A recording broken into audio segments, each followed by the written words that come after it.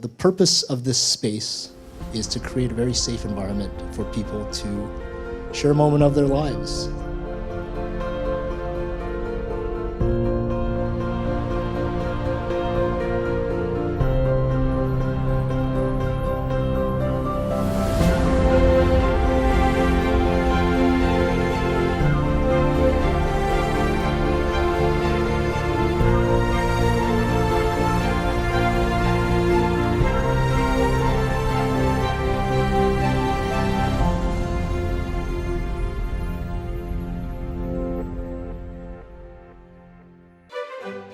Located one block north of St. Paul's Hospital, Downtown Denture Center features complete and partial teeth restoration options. With 35 years experience, Anthony Chung offers mobile services and emergency repair consultation 24 hours a day. Downtown Denture Center, just off Nelson at 970 Burrard in the lobby of the Electra Building. My name is Fender Benavides from Drive Promoters in Quillam, serving the Filipino community for the past 4 years. Whether you're looking for a minivan, car, truck, SUV, or a crossover, guaranteed financing available. I am here to help. Salamat po. Cowley & Company, car accident lawyers representing personal injury and disability victims in the Lower Mainland. A former chiropractor, Lee Cowley has more than 20 years' experience as an attorney in BC. Locations include Abbotsford and Burnaby, with a head office in Surrey, on 104 Avenue at 138th Street. Foodie World presents Philippine Street, featuring a large selection of Filipino foods.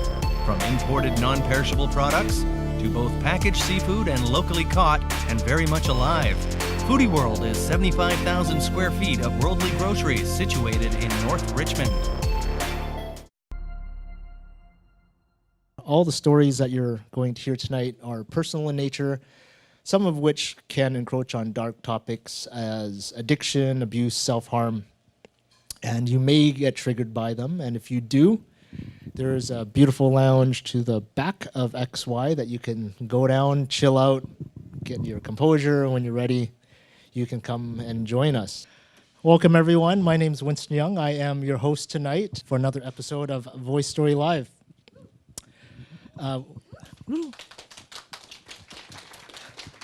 Okay, so I'm going to put this hat on. So give me a second to put this hat on, and we'll get the show started.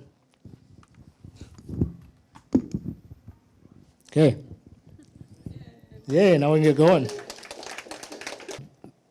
few years ago, I had a very big disillusion with Vancouver as a single guy working his ass off, trying to go on a date.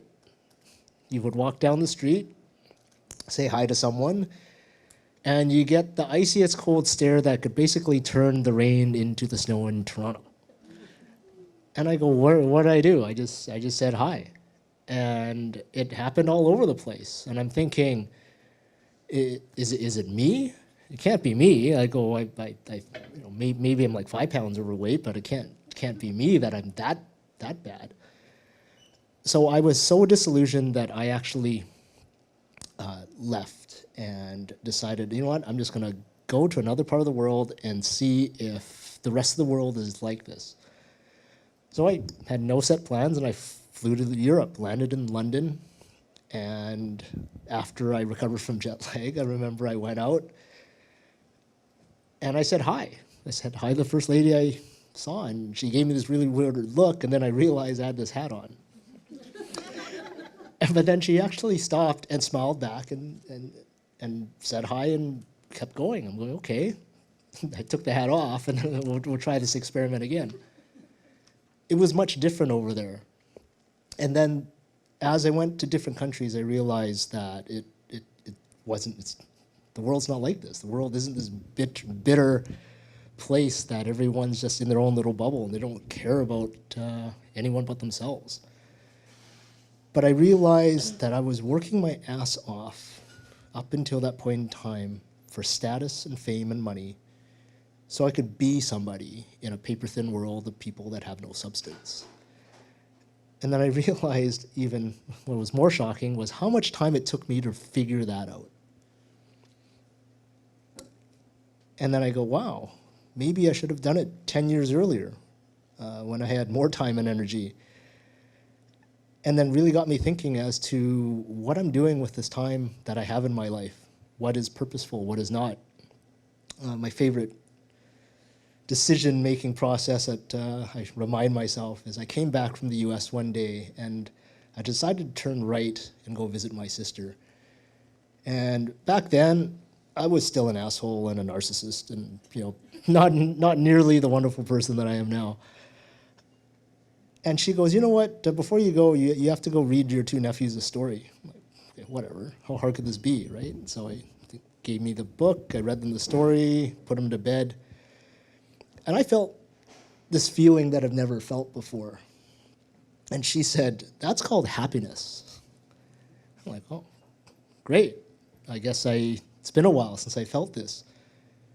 And she goes, you do know that you can always choose to turn right and not left and go back to work. And back then, it made no sense to me at all. It's like, what else is there except work, making money, and spending the money that you just worked at? And you take all this time and I put a price tag on every second of my life and increase that price tag, and then only recently understood that there's an end date to this price tag. And I invite Jivi Saran up to explain what that truly means.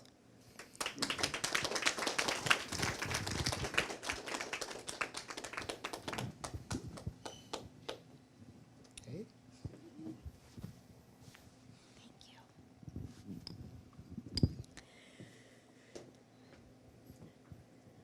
Death is the only universal truth. So I'm going to invite you to close your eyes for just a matter of a few seconds. And as you close your eyes, I want you to connect with the breath that's incoming and the breath that's outgoing. That happens involuntarily. Could you imagine if we were responsible for our incoming and outgoing breath and we forgot? I also want you in this moment to recognize that as you take your incoming breath, there is a possibility the outgoing breath will not occur. As your outgoing breath happens, I want you to think about there's a possibility the incoming breath will not occur. So with that, I'll invite you to open your eyes again. A few years back, about 7 or 8 years ago, I was in a really miserable place. Everything sucked externally to me, but me. My career sucked, my relationship sucked, and everybody else was to blame but me. I started this journey called the Hero's Journey. Quite a fascinating journey. Each and every one of us go through this calling of there's got to be something better out there. This is not it. I feel an emptiness in my heart and there's something out there that's going to fill it. And I started to look for what that was. Conferences, workshops, traveled around the world to ashrams. Everywhere somebody told me the answer might be, that's where I was. And as this hero's journey began, I started to realize that, wait a minute, and I don't know how many of you know about the hero's journey, but there's a place at which there's a calling in your life and you want to do something different, you may not know what it is, and then you go down this slippery slope of all of the challenges and obstacles that are going to happen. So what did I do? Left my job, left my marriage, left everything, moved across the ocean to the island because I thought that's where the answer was. Because I needed to drop everything. So as I went down this hero's journey, there's a pit in this hero's journey. And when you're sitting in that yucky place of, oh my gosh, what have I done? Maybe I should have stayed in that relationship. Maybe I should have stayed working there. All of the shoulds, the coulds, the woulds start popping up in that pit of despair on that hero's journey. So that's what happened with me. I started to question all the choices that I had made. All the choices I had made against culture, society, religion, all of that. I had broken so many norms that in the pit of despair, I was like, I've done massively wrong things here. The beauty of the hero's journey is that at some point, your social allies start to change, so you start to recognize that maybe the choices I've made are the right ones for me. And that's what happened. My social allies started to change. More and more beautiful people came into my life as I started to look for what was within me. The beauty of stepping outside the hero's journey is you come out with this beautiful elixir. And that elixir is what's true to you and what's true to your heart. It's almost like a medication you carry out of this hero's journey.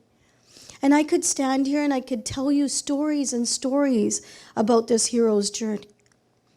Everything that I thought were miserable things that were happening in my life, and yet they weren't.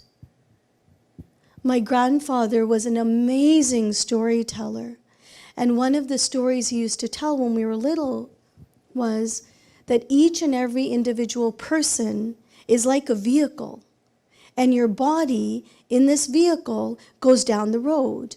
And as you journey down this road, you're going to come across hospitals and cemeteries and storms and parks. And at that time, I was, oh my God, he's annoying us again. Here goes another story. Because that's where they were. He taught within those stories. It wasn't until I started to walk that hero's journey that I started to recognize that I was searching for happiness. And I had to take a step back and think, wow, this is a part of the journey that my grandfather talked about. Happiness is only one part of that journey. I have to learn to exist within that pathway in that journey, where happiness will come, sadness will come, death will occur, birth will occur. There's so many things that occur as you travel down that pathway. So here's the elixir that I ended up walking out with. The elixir was that my physical body has an expiry date that's invisible, that's stamped on. And that invisible expiry date is totally connected to my incoming and my outgoing breath. That there's a possibility, like seriously, the magnitude of understanding just that one thing, that next breath, incoming or outgoing, is not a given for you. It's not a given for me. So how was I going to choose to live, recognizing that expiry date, that invisible expiry date existed on my physical body? And that shifted the way I looked at relationships. It shifted the way, horrible things were happening in my life, good things were happening. There was almost a neutrality, like a neutral being within that place. Things would happen, I would still get sad, I would still get angry, I would still get happy, but it wouldn't last because I knew as that vehicle continued down that road, things were going to shift. What was true today was not going to be true tomorrow. As long as I kept that invisible expiry date that stamped onto my body forefront, I could recognize the choices and decisions I was making in my life. And none of them were right or wrong. They just were. So I would process things from the past, like things would come up from boarding school, things would come up from the divorce, things would come up from an arranged marriage. But all of a sudden it was a different view of how I looked at them. They were experiences that happened in that moment. And if I chose to sit there in that memory bank, I was going to cry, I was going to get upset, I was going to get angry, and all of those emotions that actually don't even exist in the reality of that moment were going to come up. I'm not in boarding school anymore. I'm not going through my divorce anymore. I'm not in my arranged marriage. Yet, in that moment in time, how many years later, I was still reliving all of those. So when you keep that breath in mind, When you keep that expiry date in mind, it shifts the way you view the world.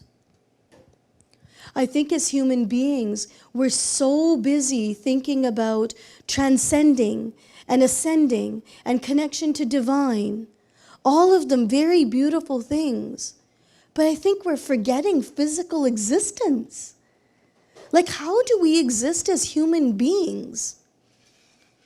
The other day I looked up the definition of humanity because I was quite intrigued. And the definition of humanity is a collective of humans. Is that it? Like, seriously, is that all we can get from a dictionary, is the collection of humans? So when I step back and I look at life differently, I'm looking at it from a physical existence. I'm done transcending and ascending and connecting to divine. I'm done. Now I want to know, how am I going to live here? Because what I've learned is that if divine was so set on me learning transcendence and ascension and all of that beautiful stuff, why would I be here? So here we are, and I'm in the place of now inviting everybody that physical existence is where I'm at. The elixir that I came out with, which is my invisible expiry date, that expiry date now fuels my physical existence. So as of January 1st, I've disconnected from all social media because I want to experience life differently. Not that social media was bad, but now it's time to actually get out there and be in that physical existence. It's time to get on a horse. It's time to go tubing in Whistler. It's time to do all of these beautiful things that require the courage, the accountability, and all of the beautiful things that the speakers before me have said. Because I think there's a thread that ties all of us. There's a thread that says, this is not good enough. And if it's not good enough, then what kind of a life do I want to live, knowing that one day I will not be here? And how much of the population will actually even remember that we were ever here? So I'll leave you with a quote. And the quote is that either one day I will write a book, or I'm going to live a life that somebody else writes about. So I invite you today to be one or the other. Thank you.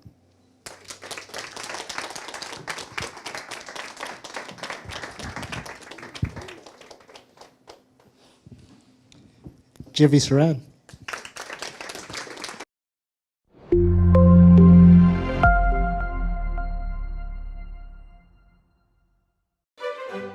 Located 1 block north of St. Paul's Hospital, downtown Denture Center features complete and partial teeth restoration options. With 35 years experience, Anthony Chung offers mobile services and emergency repair consultation 24 hours a day. Downtown Denture Center, just off Nelson at 970 Burrard in the lobby of the Electra building. My name is Fender Benavides from Drive Promoters in Quillam, serving the Filipino community for the past 4 years. Whether you're looking for a minivan, car, truck, SUV, or a crossover, guaranteed financing available. I am here to help. Salamat po. Cowley & Company, car accident lawyers representing personal injury and disability victims in the Lower Mainland. A former chiropractor, Lee Cowley has more than 20 years' experience as an attorney in BC. Locations include Abbotsford and Burnaby, with a head office in Surrey, on 104 Avenue at 138th Street. Foodie World presents Philippine Street, featuring a large selection of Filipino foods. From imported non-perishable products to both packaged seafood and locally caught and very much alive. Foodie World is 75,000 square feet of worldly groceries situated in North Richmond.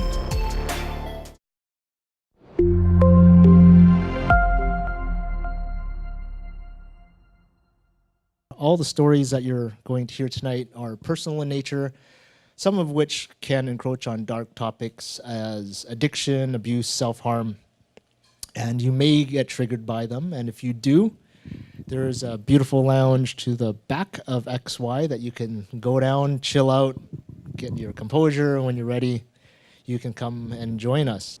I didn't have the chance to make that decision if I wanted to fit in or wanted to be my own person. So I chose a different route. I chose, probably looking back, the worst decision I could make. And that is, I'm going to prove the world wrong. I'm going to prove the world that I'm better than anyone that's in front of me. And that fueled 15 years of my life to go and achieve more, do more, earn more, make more, so no one could ever look down and say that I was nobody. The more I did, the more status I gained, the more infamous I became, the more crazy I became. The more money I made, the more I hated myself. At one point,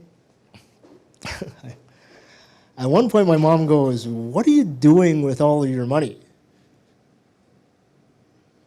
I'm enjoying life.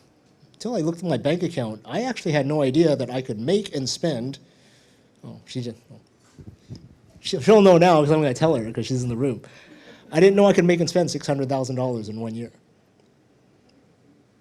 And it didn't mean anything because inside, the more money I made, the more I hated myself. I was literally tearing myself apart, trying to be something, proving it to the world, and I was just dead inside. Every major achievement that I did had no joy in it. It was just another checkbox. Can you make more money? Yeah. What can you make? 100, 200, 300 an hour? Doing what? Bragging. I'm bragging that I sit here and I'm earning 300 an hour sitting in front of a computer watching it load. But what am I doing? I'm just hating myself. You can brag about it. At the end of the day, you're still walking home alone. You're not living life. I'm just dying inside. Until May 3rd, 2013 happened. And then I just decided I didn't want to die. And then I started to change. My next speaker went through a similar process. And I very much relate to what she has to say. So I invite her up to share. Sasha Herman.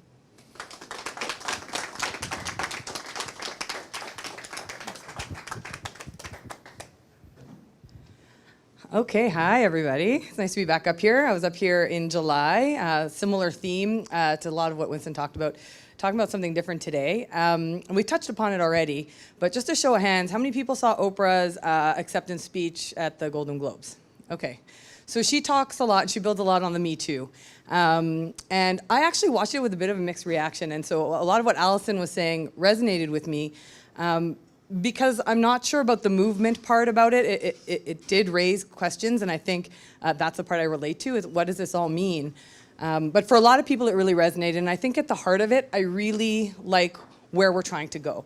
And what I got from her message, the part that that did land, was this idea of speaking up and speaking out and owning our voice primarily. And it's this idea of owning our voice that I want to talk about. And the reason I want to talk about it is because that's really hard. For me, that's actually really hard. And I didn't realize how hard that was until Me Too campaign started, because it got me thinking. It got me wondering, you know, is this something that applies to me? Have I had an experience that needs to be shared or is worthy of being shared? How do I talk about this with the men in my life? And what does it all mean for me? And I think the realization I had at the time was, in order to have one's voice, one really needs to know one's own mind, one needs to know one's own heart, and until you know your mind and your heart, only then can you have your voice. And so when Me Too came up, I realized, oh, I don't know what I would want to say about this. I don't know what I think about this. I don't know what my heart has to say about this. And so it started getting me to reflect on other parts of my life. And what I realized was that I silenced myself a whole lot more than I realized. You know, I thought back to times at work where I really didn't agree with the direction we were going in, but I sat on my hands, or I had an idea and I didn't share it. Small things like that. Things of a little bit more significance. You know, when you're talking to friends and they're telling you about something that just doesn't sit right. And you don't want to necessarily give your opinion because they're not asking for it, but you just know you might have to anyways, and sometimes holding back there. And then, you know, when it comes to romantic relationships, and you'll see a theme that's where I spend a lot of my thinking time.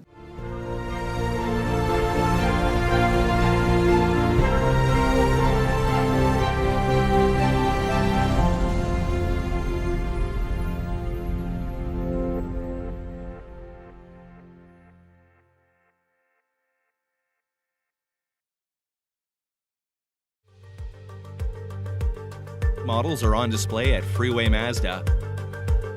New Mazda sedans, crossovers, and SUVs surround the facility, and fully loaded versions occupy the floor of the showroom. At Freeway Mazda, 154th Street and 104 Avenue in Surrey. Located 1 block north of St. Paul's Hospital, downtown Denture Center features complete and partial teeth restoration options. With 35 years experience, Anthony Chung offers mobile services and emergency repair consultation 24 hours a day. Downtown Denture Center, just off Nelson at 970 Burrard in the lobby of the Electra Building. Cowley & Company, car accident lawyers representing personal injury and disability victims in the Lower Mainland. A former chiropractor, Lee Cowley has more than 20 years experience as an attorney in BC. Locations include Abbotsford and Burnaby, with a head office in Surrey, on 104 Avenue at 138th Street. Foodie World presents Philippine Street, featuring a large selection of Filipino foods. From imported non-perishable products to both packaged seafood and locally caught and very much alive. Foodie World is 75,000 square feet of worldly groceries situated in North Richmond. My name is Fender Benavides from Drive Promoters in Quillam, serving the Filipino community for the past 4 years. Whether you're looking for a minivan, car, truck, SUV, or a crossover, guaranteed financing available. I am here to help. Salamat po.